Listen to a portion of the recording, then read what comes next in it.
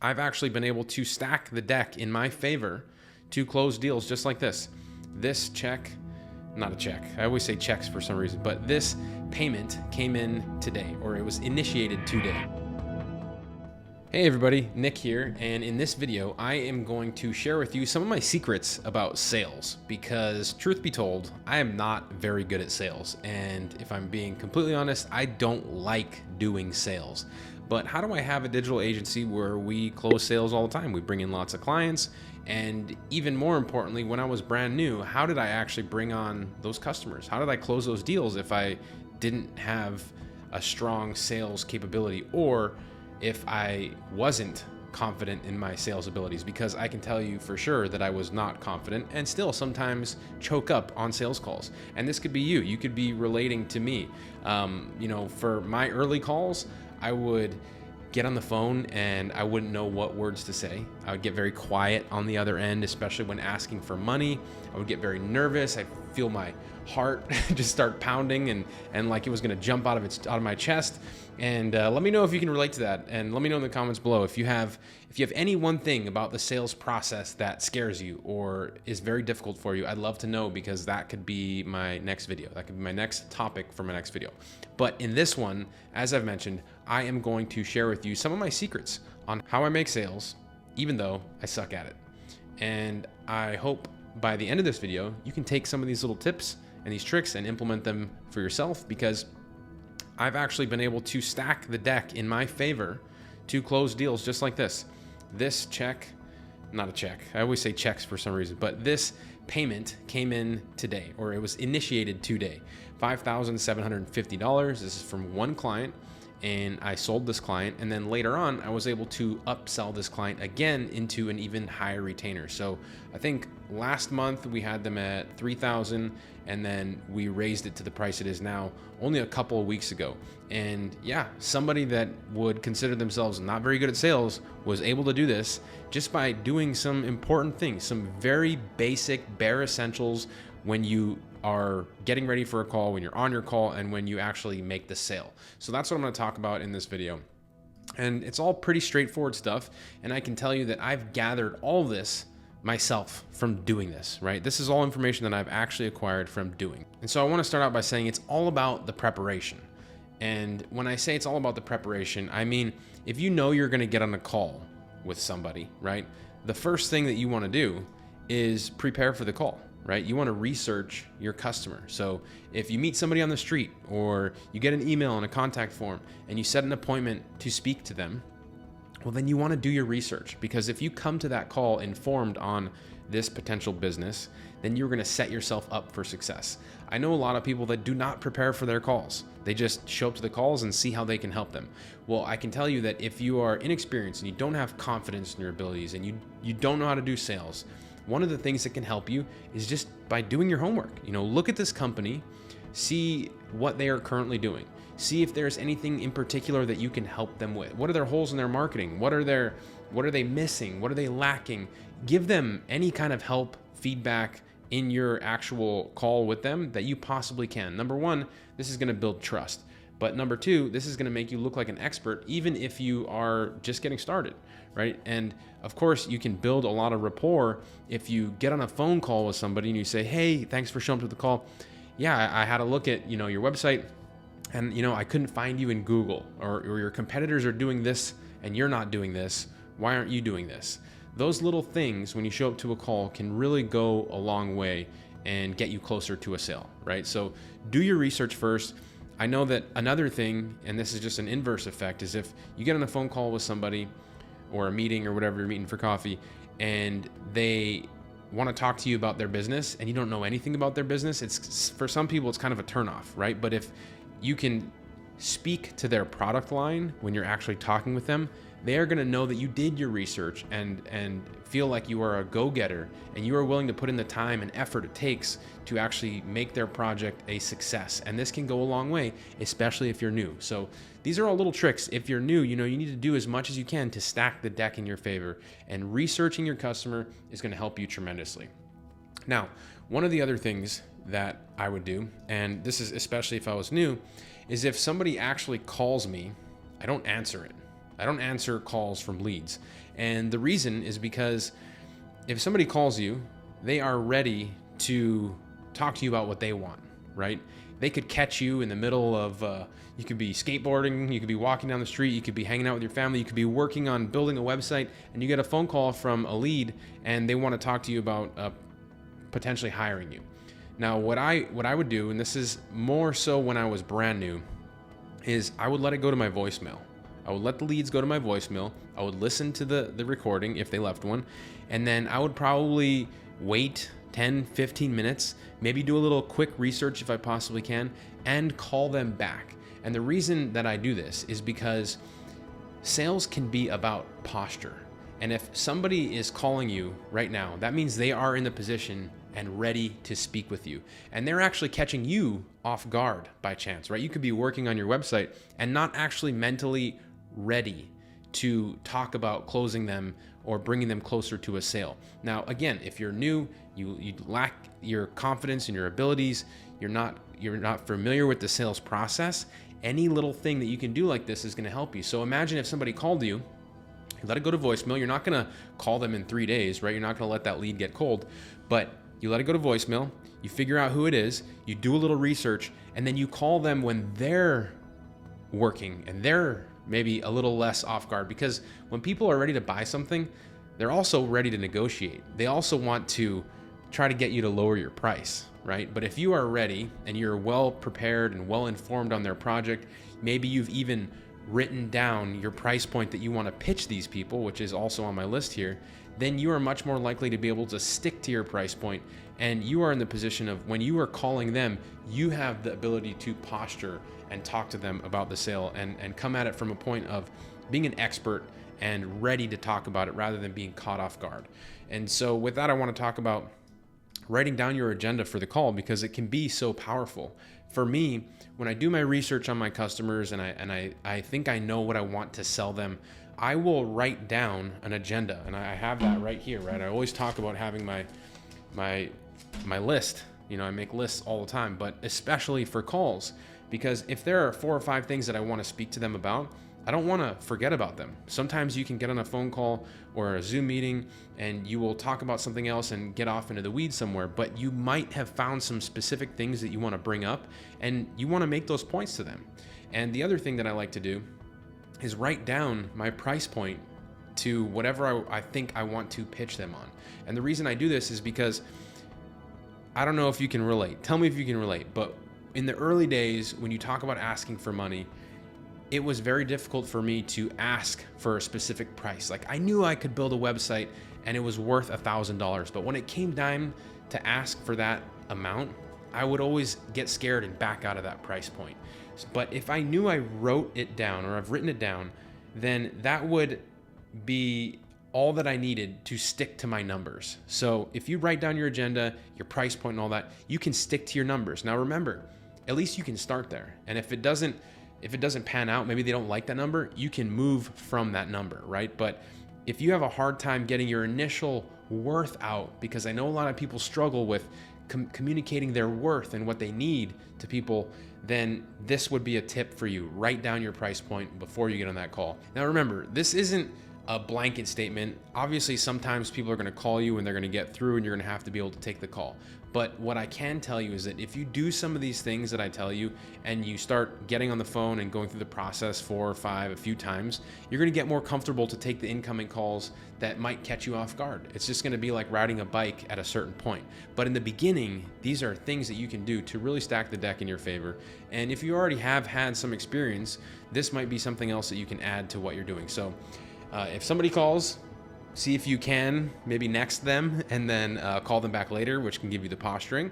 I also pre-qualify my leads before I actually pitch them. So sometimes if a lead calls me and they want to know my pricing, what I will do is I will send them to a form on my website and have them fill out the form. And they'll be like, well, how much is it to do ads? Or how much is it to do SEO? Or how much is it to build that website? And I actually won't give them the price point on that first phone call. And the reason I do that is because I want to actually research their project a little more. So what I'll say is, our projects are very unique. They're custom tailored. I just need to get a little more information from you. I actually have a form on my website that you can fill out. It takes about 3 minutes. And once I have all that information, then I'll give you a call right back, even later today if you fill it out today. And I'll have a better idea on a price point for your particular project. So that will also allow me to obviously research them, but posture up like I'm talking about, right? So if somebody calls me and they catch me off guard, I can send them to my discovery form on my website. And then when I have that information, now I can posture up and call them back, right? So that's one thing that I kind of left out there. Pre-qualifying, it is a big one. So I hope that you do pre-qualify your leads. And that is an easy way to do that. The other thing is I research the customer, which you already know about, and then I write down the agenda for my call. So these are all things that basically anybody can do that can really set them up for success on a sales call. If you've gotten anything out of that at all, please hit the like button on this video. If you haven't subscribed, make sure to subscribe to this channel. I always put out content just like this, and I'd love it if you gave me some feedback or if it was helpful and you let me know in any possible way. So let's talk about when I'm on the call. For the most part, I know a lot of people, when they're new, they get on a call and it's very difficult to stop talking. You want to talk about all the things that you're amazing at and you think that you can help them with, but really what turns the table on making a good sales call happen or a bad sales call happen is actually asking questions.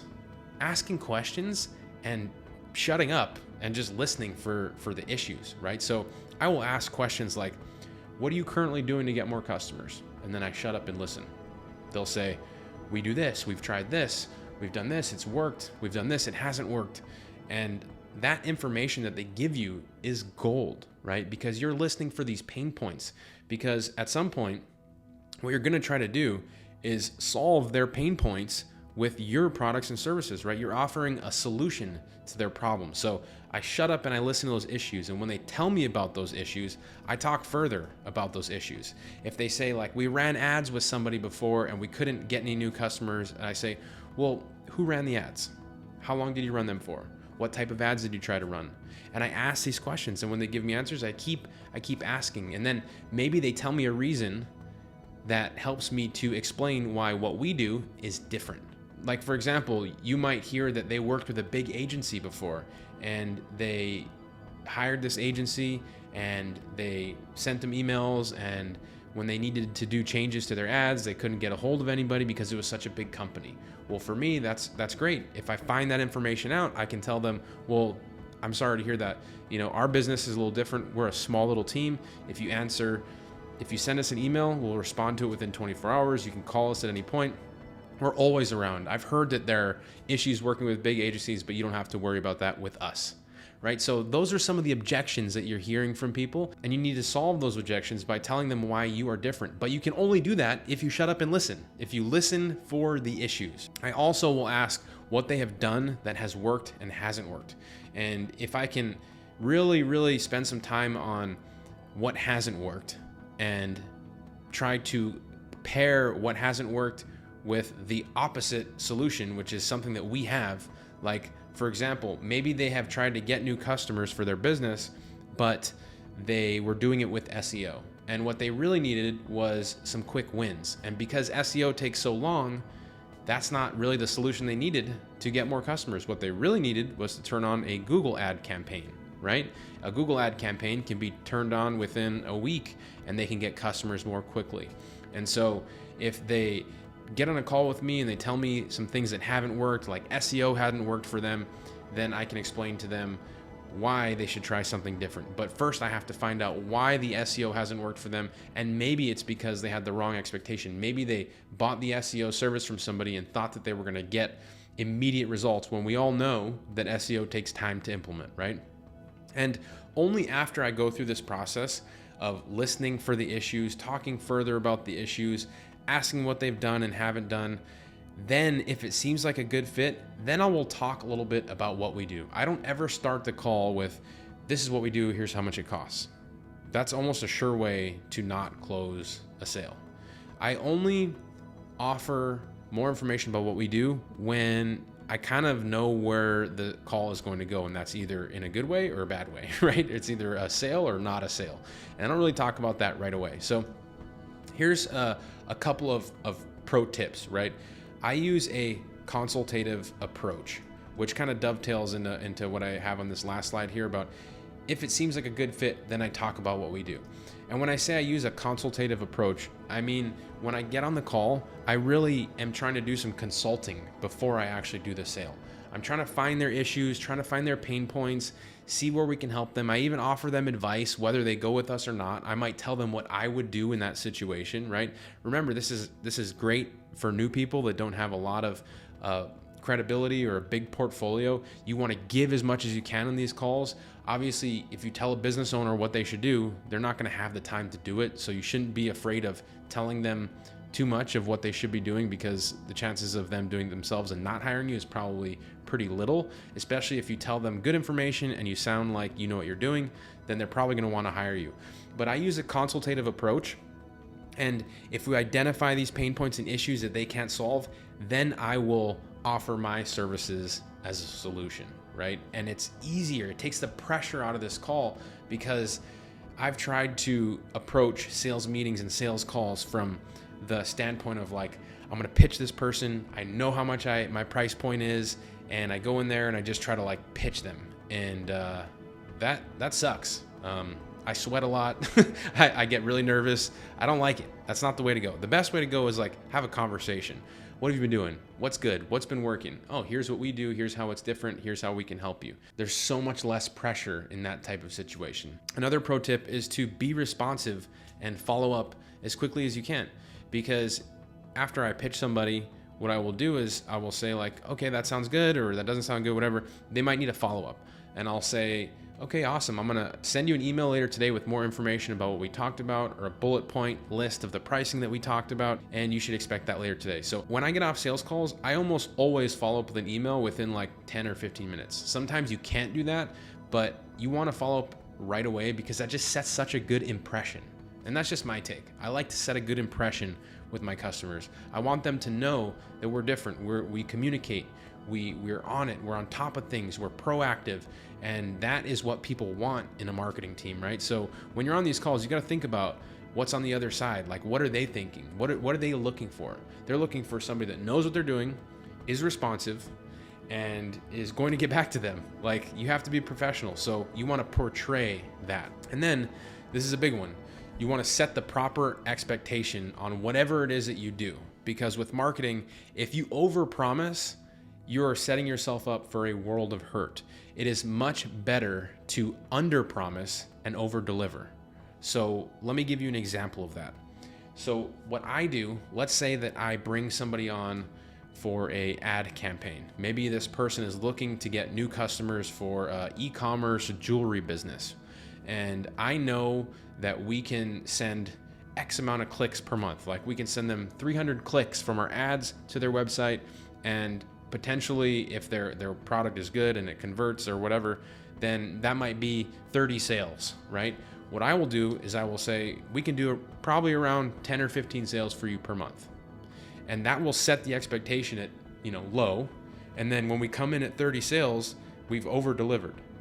But we will never find ourselves in the position of having somebody upset that we only did 10 or 15 sales, because that's all we promised them. Now, there is a bit of a dance to trying to find out how to set the expectation as low as you can without seeming like you can't deliver enough results for them to be profitable. And so this is a big piece, setting the proper expectation by under promising and over delivering. And I think that, if you have had any experience in fulfilling for your service at all, doing the thing that you're talking about, you probably have a pretty clear picture on how to do this. But for those of you that don't, what I do want to do is invite you to our first ever Agency Sales Summit. And it's a one-day virtual event. You're going to learn exactly what to say to close clients without stress. We're going to have a couple of sessions on this day, and it's going to be not only me, but Tom Gaddis, my co-founder at Offline Sharks and Remote Millionaires. We're going to have a couple other people to help do sales training. And the reason that we're doing this is because we are on a mission to helping as many people in our community get good or decent enough at doing sales so they can close more deals. And we know that this is a sticking point for so many people, because we ourselves struggled with this for so long. So that's why we're doing this. That's why we're putting the So that's why we're doing this. we're putting together the Agency Sales Summit because we want to help as many people in our community. The price is extremely affordable. We've never done this before.